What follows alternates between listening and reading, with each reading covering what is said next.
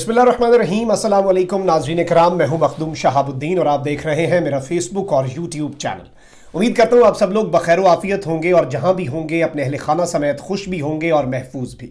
नाज़रीन इकराम, पाकिस्तान के एक नामवर सहाफ़ी और जियो और जंग ग्रुप से मुंसलिक और मियां मोहम्मद नवाज शरीफ साहब के दौर के अंदर chairman Pakistan electronic media regulatory authority यानी कि पेमरा के चेयरमैन भी रह चुके हैं अबसार आलम, इनके ऊपर एक जानलेवा हमला हुआ है। इस्लामाबाद के बीचों बीच वॉक कर रहे थे ये और इनके ऊपर कातिलाना हमला हुआ, फायर किए गए, इन्हें गोली लगी और इस सब के बाद इन्हें अस्पताल मुंतकिल कर दिया गया। इस वक्त अबसार आलम की सेहत कैसी है, हालत कैसी है, इसके मुतल्लिक भी आपको बताया जाएगा। लेकिन इस सारी सूरत हाल के अंदर एक स्क्रिप्ट जो है उस पर अमल शुरू कर दिया गया है। ये स्क्रिप्ट ज्यादा पुराना भी नहीं है और ये स्क्रिप्ट हमारे लिए अनजाना भी नहीं है। हामिद मीर साहब, जियो जंग ग्रुप से ही उनका ताल्लुक था, उनके ऊपर एक कातिलाना हमला हुआ था और उनके पेट में उन्हें कुछ गोलियां लगी थी। उसके बाद जो कुछ हुआ, उस वक्त के मौजूदा सर्विंग डीजी आईएसआई जो है उनका नाम ले लेकर खबरें चलाई गईं, उनके ऊपर एफआईआर दर्ज करने का कहा गया। एग्जैक्ट उसी तरह का एक स्क्रिप्ट जो है उस पर इस वक्त अमल शुरू कर दिया गया है। और अबसार आलम के हाल ही में पाकिस्तान की प्रीमियर इंटेलिजेंस एजेंसी आईएसआई के मौजूदा डीजी के मुतल्लिक एक ट्वीट जो है कि उन्होंने किस तरह से बतौर चेयरमैन पेमरा उन्हें कॉल की और एक इल्जाम जो है उसे बुनियाद बनाकर एक पूरा प्रोपेगेंडा किया जा रहा है। और ये सारे के सारे फौज मुखालिफ लोग जो हैं वो इसमें घुस चुके हैं और एफआईआर का मुतालबा किया जा रहा है और एफआईआर के अंदर 2 नाम जो हैं उन्हें नामजद करने का कहा जा रहा है। हामिद मीर साहब भी इस वक्त अस्पताल पहुंचे और उन्होंने ट्वीट किया है। मियां मोहम्मद नवाज शरीफ साहब ने भी सारी सूरत हाल के अंदर अपना बयान जारी कर दिया है। और अब ये मामला किस जानिब जाने लगा है, इसके पीछे मुलव्विस कौन है, इससे फायदा किसने उठाना है और ये पूरे का पूरी सिचुएशन अब क्या रंग इख्तियार करेगी, ये सारी ऐसी चीजें हैं जो आज की इस वीडियो में आपके सामने रखी जाएंगी। चैनल को आपने जरूर सब्सक्राइब कर लेना है, बेल आइकन को भी दबा दें ताकि आने वाली तमाम तर वीडियोस आप तक पहुंचती रहें और इसी तरह आपका और मेरा ये साथ बरकरार रह सके और मुल्की और बैनुल अक़वामी खबरों से हम आपको आगाह रख सकें। नाज़रीन कराम, सीनियर सहाफ़ी और Pakistan electronic media regulatory authority के साबिक चेयरमैन अबसार आलम जो है वो कातिलाना हमले में हुए जख्मी और पुलिस ज़राए के मुताबिक इस वक्त ये बात कंफर्म हो रही है कि अबसार आलम इस्लामाबाद का सेक्टर है F11 पार्क में वॉक कर रहे थे कि नामालूम अफराद जो हैं उन्होंने फायरिंग कर दी। ज़राए ने बताया कि अबसार आलम को अस्पताल मुंतकिल कर दिया गया है। उनके पेट में गोली लगी है, ताहम उनकी जो हालत है इस वक्त वो खतरे से बाहर बताई जा रही है। इस हवाले से एक वीडियो बयान भी आया जिसमें अबसार आलम का कहना था कि मुझे लगा कि एक नामालूम शख्स मेरी तरफ आ रहा है, नामालूम शख्स मुझ पर फायरिंग करके फरार हो गया। ये जो वीडियो है इसने थोड़ा सा ये केस जो है इसे मुतनाज़ा बनाया है और सोशल मीडिया के ऊपर लोग जो है वो इस पर बड़े तबसरे भी कर रहे हैं कि एक आदमी को गोली लगी है और वो अस्पताल जाते हुए अपना बिल्कुल वीडियो बना रहा है और कोई उस तकलीफ जो है वो उसे महसूस नहीं हो रही। तो इससे गालिबन यही लग रहा है कि ये गोली या तो छूकर गुजरी है या फिर अपेरेंटली लोग ये तबसरा और तजिया कर रहे हैं कि गोली हो सकता है लगी ना हो। दूसरी जानिब वफाकी वज़ीर दाखिला शेख रशीद जो है उन्होंने अबसार आलम पर फायरिंग का नोटिस लेते हुए तहकीकात का हुक्म दे दिया। अब जो अबसार आलम है उन्होंने पुलिस को अपना बयान जो है वो भी रिकॉर्ड करा दिया और पुलिस को अपने बयान में अबसार आलम का कहना था कि मुझ पर हमला करने वाले की उम्र मुझे 27-28 साल मालूम होती है। मैं अपने घर के करीब पार्क जो है उसमें वॉक कर रहा था तो एक 27-28 साल नौजवान पार्क में मौजूद था। उन्होंने कहा कि नौजवान ने पिस्तौल से मुझ पर फायर किया, मुझे पेट में दाएं जानिब गोली लगी, मुझे मेरे दोस्तों ने अस्पताल पहुंचाया। अब नाज़रीन कराम, इस सारी की सारी सूरत हाल के अंदर अबसार आलम जो है उनके 2 ट्वीट्स जो हैं उन्हें बाकायदा तौर पर इसकी बुनियाद बनाया जा रहा है और कहा जा रहा है कि ये तो इन ट्वीट्स का शाखसाना है, इन ट्वीट्स की सजा दी गई है अबसार आलम को और इसके ऊपर एक प्रोपेगेंडा किया जा रहा है। मैं सारी ट्वीट्स आपके सामने चलाऊंगा इस वक्त, ये पूरा माफिया क्या कर रहा है और ये इन्होंने क्या गेम करने की कोशिश की है। अबसार आलम लिख रहे हैं कि किसी रिटायर्ड जर्नैल पर भी करप्शन का इल्जाम लग जाए जैसे कि जनरल आसिम सलीम बाजवा तो सारे हाजिर सर्विस उसे बचाने के लिए पेटी कस लेते हैं, लेकिन जजेस में से अगर कोई ईमानदार और बहादुर निकल आए जैसा कि फाइज ईसा और शौकत अजीज तो हाजिर सर्विस जजेस भी पेटी कस लेते हैं कि ये बच ना पाए। ये क्या है? यानी कि ये एक सीधा सीधा इल्जाम था। खैर, ये एक इस तरह की तनकीद है जो कि नॉर्मल हालात में भी ये करते रहे हैं। जो अनयूजुअल ट्वीट इनकी तरफ से आया वो बड़ा खतरनाक ट्वीट था। 2 ट्वीट्स थे जिसमें उन्होंने एक स्टेटमेंट दी और एक इंकशाफ किया। आपकी स्क्रीन पर मैं वो चलवा देता हूं। नवंबर 2018 में जब मैं चेयरमैन पेमरा था, چینل 92 جو ہے اس کو نیشنل ایکشن پلان کی خلاف ورزی پر لائیو سیکیورٹی آپریشن دکھانے اور سیٹلائٹ وین کی سہولت دھرنے والوں کو مہیا کرنے پر بند کر دیا گیا۔ 92 نیوز جو ہے وہ 2018، انہوں نے بعد میں اس کی تصحیح کر کے کہا ہے کہ یہ 2017 کا دھرنا ہے۔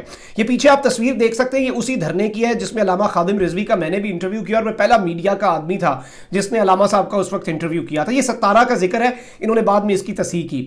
کہتے ہیں کہ میں نے 92 نیوز کو علامہ صاحب کا انٹرویو کرنے کے اوپر بند کیا۔ جنرل فیض نے مجھے فون کر کے کہا کہ یا تو چینل 92 کو کھول دیں یا باقی سب چینلز بھی بند کر دیں۔ اب یہ بڑا عجیب سا الزام ہے کہ جنرل فیض یہ سب کچھ کیوں کہہ رہے ہیں، اور وہ اس وقت میجر جنرل فیض تھے، لیفٹیننٹ جنرل فیض نہیں تھے، ڈی جی ISI بھی نہیں تھے۔ میں نے کہا دونوں کام نہیں ہو سکتے۔ کچھ ہی دیر کے بعد وفاقی حکومت نے اپنے اختیارات کے تحت تمام چینلز بند کرنے کا حکم نامہ بھیج دیا، اور اس وقت وفاقی حکومت جو ہے وہ میاں محمد نواز شریف صاحب کی تھی، نون لیگ کی تھی۔ خیر، کوئی پوچھے گا جنرل فیض سے کہ کیا مفاد تھا جو آگ لگانے اور بھڑکانے والے چینل 92 کو اس وقت کھلوانا چاہتے تھے؟ سمجھ آیا چینلز اور اینکرز کیسے چلتے اور بند ہوتے ہیں۔ یہ ابصار عالم صاحب نے ایک بڑا گھناؤنا الزام لگایا پاکستان کی انٹیلیجنس ایجنسی کے سربراہ پر۔ اب اس کے بعد یہ واقعہ ہوتا ہے، البتہ اس کا جو رنگ دیا جا رہا ہے، میں بھی ڈیفینڈ کروں گا آپ کے سامنے، ان کا پہلے میں پروپیگنڈا رکھ لوں، پھر ہم اس کا آرام سے پورا پوسٹ مارٹم کرتے ہیں کہ یہ ہونے کیا جا رہا ہے۔ نواز شریف صاحب نے ٹویٹ کیا، "The assassination attempt on Absar Alam, a leading voice for civil supremacy", یعنی کہ سویلین بالادستی کی ایک بڑی آواز ابصار عالم جو ہے ان کے اوپر قاتلانہ حملہ raises a lot of questions، کافی سوال جنم دیتا ہے۔ "It is an attempt to silence a brave fighter by those who want to silence the voices of freedom and democracy. May Allah protect Absar عالم"۔ یہ ایک وار ہے ان لوگوں پر جو کہ جمہوریت کی آوازوں کو دبانا چاہتے ہیں۔ اب اس سب کے اندر ناظرین کرام جو فوج مخالف پروپیگنڈا کرنے والے ہیں، یہ آپ محسن داوڑ جو ہے PTM والا، اس کی ٹویٹ بھی دیکھ لیں، اور یہ بھی کہہ رہا ہے کہ اس میں جو امپورٹنٹ لائن ہے وہ ہے کہ "the perpetrators of such attacks are no longer نامعلوم"۔ ایسے حملے کرنے والے لوگ اب نامعلوم نہیں رہے۔ "Everyone knows that who has the capacity to respond to tweets with bullets".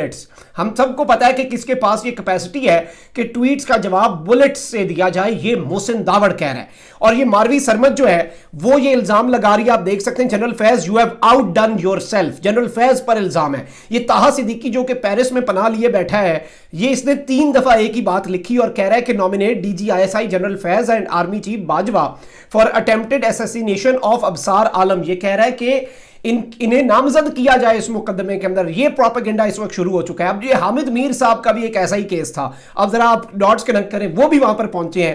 تصویر جو لگائی ہے وہ ایسے لگ رہا ہے 3 جگری دوست ہیں، اس میں میر صاحب، ابصار عالم اور نون لیگ کے رہنما خواجہ آصف صاحب موجود ہیں۔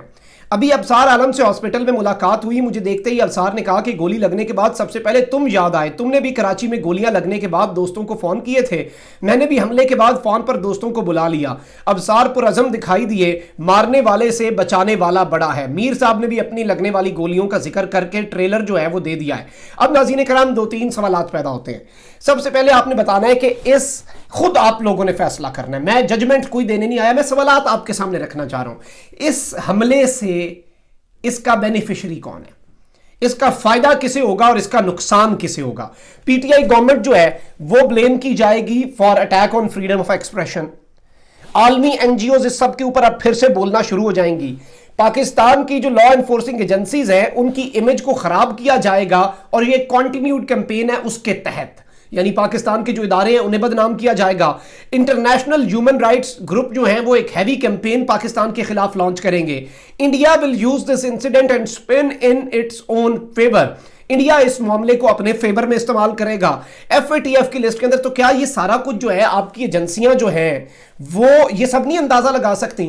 اور ان کا مجھے ایک چیز سمجھ نہیں آتی، ایک لاجک سمجھ نہیں آ رہی مجھے، کہ کریمہ بلوچ کینیڈا میں مرتی ہے، اسے نامعلوم شخص مارتے ہیں وہاں پر، کینیڈا کی پولیس اپنی تحقیقات کر کے کہتی ہے کہ یہ کرمنل ایکٹ نہیں ہے، وہ ویسے مر گئی، ہم نہیں اسے فائنڈ کر سکتے کہ یہ کسی نے قتل کیا، یہ مری ہے بس۔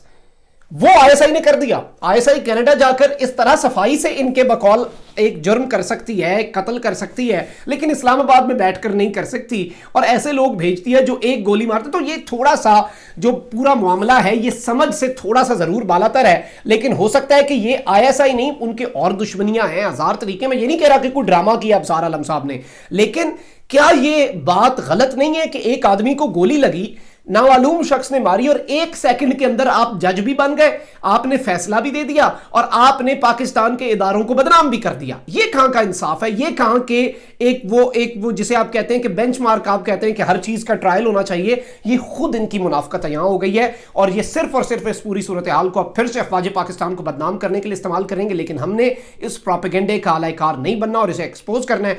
इस वीडियो को ज्यादा से ज्यादा शेयर करें, चैनल को जरूर सब्सक्राइब करें, बेल आइकन को भी दबा दें ताकि आने वाली वीडियोस आप तक पहुंचती रहें। इसी तरह आपका मेरा ये साथ बरकरार रह सके। अपना बहुत ख्याल रखें, अपने इर्द गिर्द लोगों का भी, इस मुल्क पाकिस्तान का भी। अल्लाह ताला पाकिस्तान को सलामत रखे ता क़यामत रखे। अल्लाह निगहबान। पाकिस्तान जिंदाबाद।